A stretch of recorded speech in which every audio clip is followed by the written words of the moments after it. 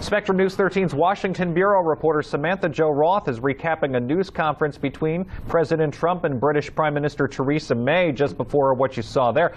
Samantha-Jo, good afternoon. Did the news article come up?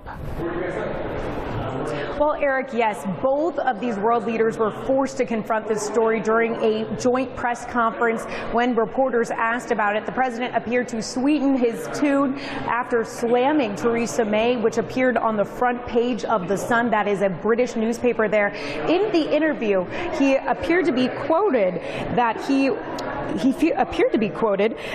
he said that Theresa May ignored his advice on the Brexit strategy and that her proposal to maintain close ties to the European Union would jeopardize any further trade deals with the U.S. But now the British Prime Minister is saying the U.K. and the U.S.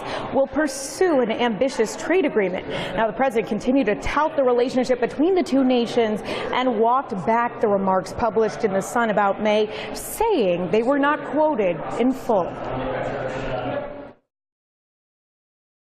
The Prime Minister. I have a lot of respect for the Prime Minister, and unfortunately there was a story that was done which was, generally fine, but it didn't put in what I said about the Prime Minister, and I said tremendous things.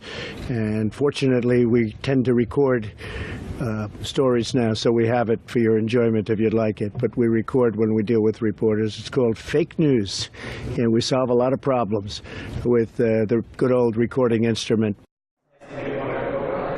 Now, we recently caught up with Congresswoman Val Demings to talk to her with reaction to the president's trip overseas. Take a listen to what she had to say.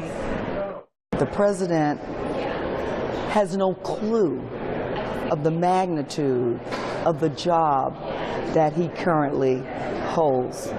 He treats our allies like the enemy, and he treats our enemies like his friends.